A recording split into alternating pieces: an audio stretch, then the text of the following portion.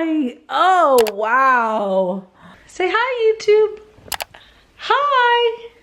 Okay, let's film this video. Mwah.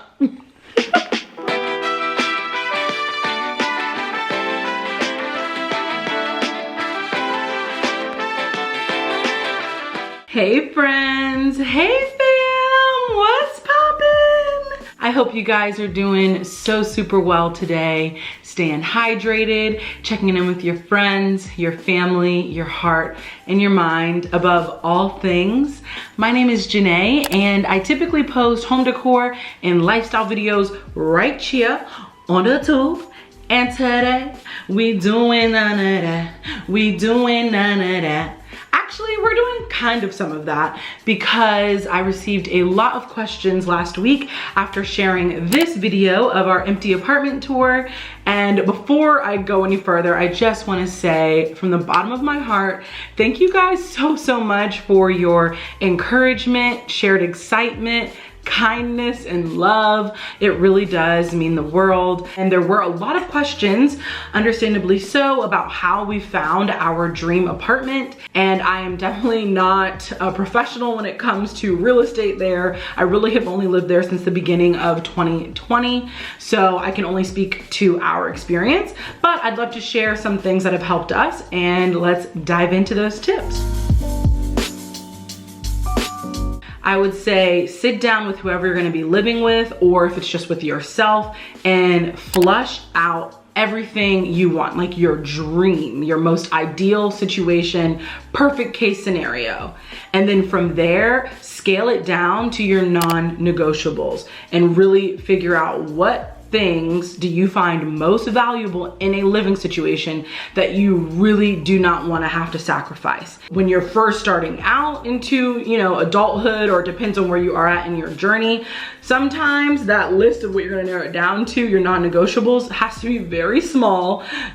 So I would say each year in my adult life of living on my own, my non-negotiables has gotten wider and wider. And then once you identify your non-negotiables, consider where you're willing to be flexible. So if there is a dream neighborhood that you really want to be in, just know there might be some other ways you need to kind of bend in order to be in that location. And this all may sound really obvious, but when I was first moving to a new, larger city, I didn't consider these things. So just want to pass that on. And then once you identify where you can be flexible, your non-negotiables, your budget, this is when the fun part comes in and where you can actually begin your search.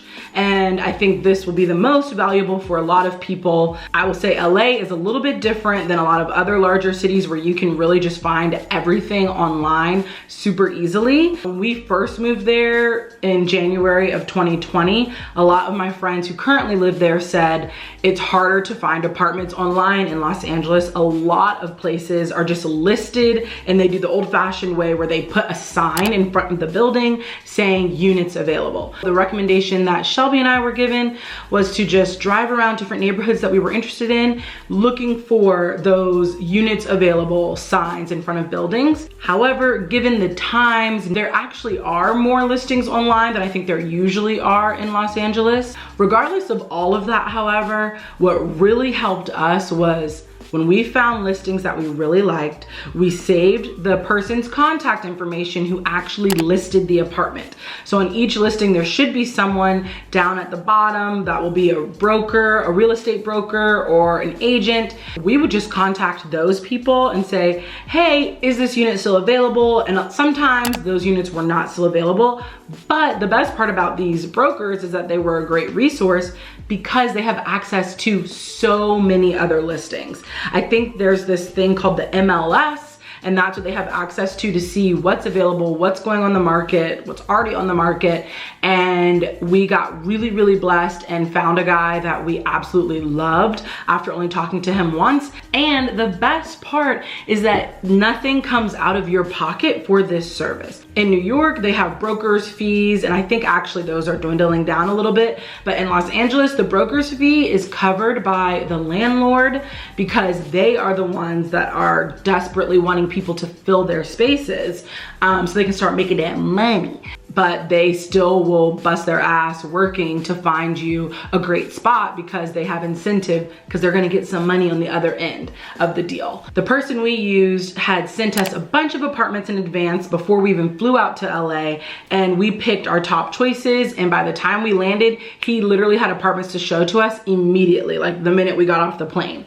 And so that made our process way less stressful. And then coming into this year, we ended up doing the exact same thing. We reached out to the same broker, and he essentially just asked us what I had already said to you guys. What are your non-negotiables? What neighborhoods are you interested in? All of that. And he saved that information and started the search. And then he'd just send us properties almost every day, and we would say what we were wanting to see and what we didn't want to see. Please, please, if you take anything away from this video, I highly recommend that being the tip.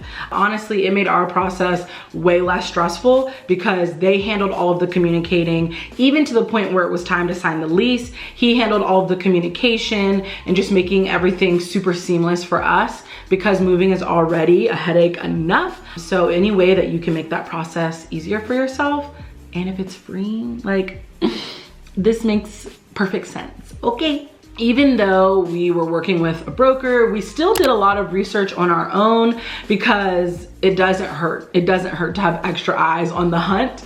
And this is how we ended up actually getting really, really lucky with our place. For example, it was around 11 o'clock at night on a Thursday, and I was looking through different listing websites, and I saw one that had just been posted, and it was absolutely gorgeous. I really could not believe how it looked, and I just sent it over to our broker, and poor guy, it was like probably 11:30 at that point. He's trying to rest, chill with his family, and I'm like, hey, can we please schedule to see this listing? He set up a viewing for us the next day. We went to go see the apartment, and this is where my next tip comes in. The minute we walked into that space, we just had our jaws on the floor and were blown away. And after touring it, we literally applied that night. So I would say the documentation that you typically need to apply for an apartment, have that on deck, readily available. Not that you need to have it printed out, but I just created a nice folder on my laptop that had all of my recent bank statements in there, anything that I needed to prove my income,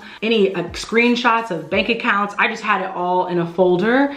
So that way, when we found like the spot that was best for us, we could just fire it off. We saw the apartment on a Friday evening and applied that night, and I will link an article down below with the things that you typically need to prove your income and to prove that you are an awesome tenant. The icing on the cake is when you write a personal letter sharing a little bit about yourself, your roommates, and then why, you know, you absolutely adore the apartment and how you will treat it just like your own home. That really helped us last year with our current place, and it helped us with the place we just moved in. But we really tried to make it a personal situation, because at the end of the day, you are a stranger. They have no idea who you are. So any little personal touches you can add, do that. Honestly, we considered baking cookies because we were like, we need to get into this apartment.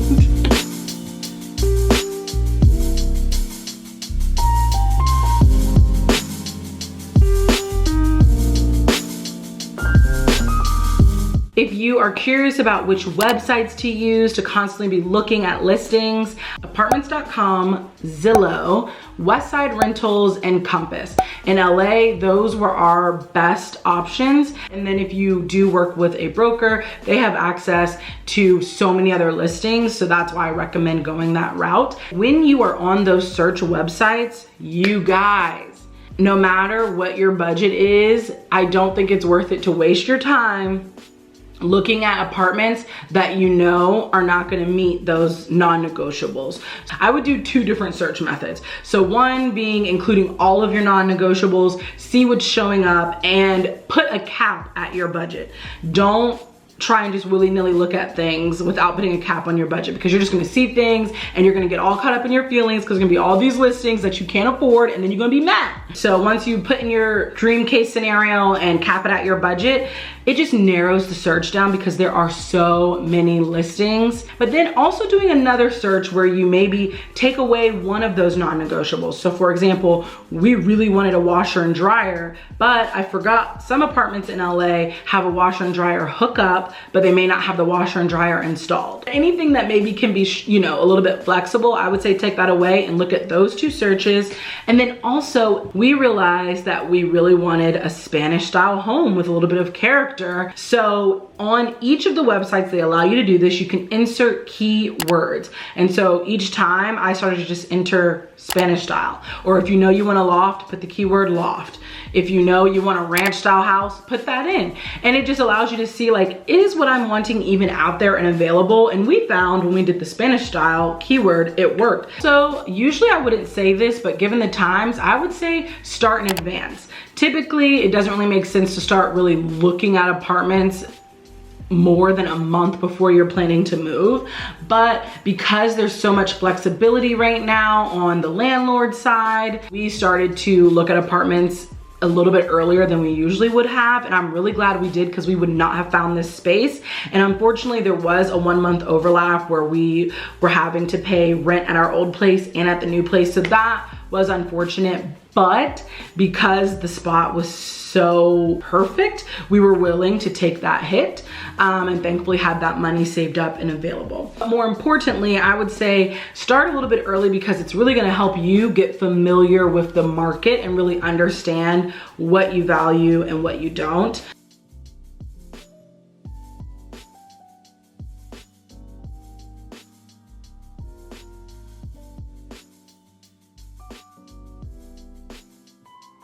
I'm just gonna hold the camera because we're almost done.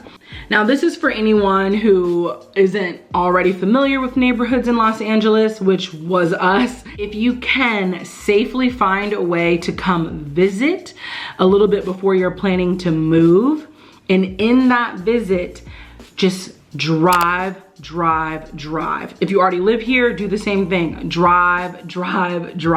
This helped Shelby and I so much. We would just get in the car on like a Saturday, and we would get some coffee, some food, and then we would go to listings that we had saved. Even though we weren't planning to view any of them, we would go to listings that we had previously saved just to see what the neighborhood was like that they were in, because essentially it allowed us to drive around areas where we were seeing houses that we really liked. And when I say drive around, I mean you go to the property, look around, and then map out where the closest grocery store is, map out where the closest Target is, map out where some of your favorite go-to spots are, and then just drive to those places, because then you can see like what is it going to be like if you were to live in this area. We would go on Yelp and look up well-reviewed restaurants, whether they were hole in the walls or bars. Even though we can't go to any of those places right now, there will be a time when things open back up again, God willing. So it helped us to see like, okay, where are kind of the spots that are in this neighborhood that are well reviewed or really popular. And we did this a few times, and it was also just a lot of fun. You have like a bomb playlist, and if you're by yourself, that's fine too, but it just got our eyes like out and about. You know what I mean? I only know so much, so I definitely recommend word of mouth. It is the best. And it helped us so much to just ask questions to people who were really familiar with Los Angeles to get their insight. And you can sometimes take what people say with a grain of salt, but if it's someone you know and trust, you know, you can probably trust what they're telling you. I hope that was helpful. I don't think there was anything else I wanted to say to you. Renters have the power in their hands, the ball in their court, but because the place we found was honestly so breathtaking, that was not the case. But I think with a lot of places that is the case. So remember, you also have the ability to, you know, negotiate some things as well. I know a lot of landlords are giving discounts or a month free because of the times. So just be on the lookout for stuff like that. And it never hurts to ask. It literally never hurts to ask. If there's something you are wanting to negotiate, go for it and just see what happens, boo. You never know. All right, you guys, that was it. Sorry that this was just a boring sit down kind of video, but I did want to answer some of those questions and just share what really had helped us in this process. But if you want any more information, definitely let me know down below in the comments, and I will try to answer those questions for you guys. And I said this in the last video, but just remember, everything is so temporary. So if you are not able to get your dream situation right now, that's normal. That's completely normal. And know that the time will come. Maybe it's in Los Angeles, maybe it's not. But yeah, be willing to be flexible and to be patient with yourself and your journey, okay? You already know who you are, what you is. You the best, you the baddest, and I love you so, so much. And I will see you in the next video. Bye. You ain't nothing but a baby. Hey, you ain't nothing but a baby. Hey.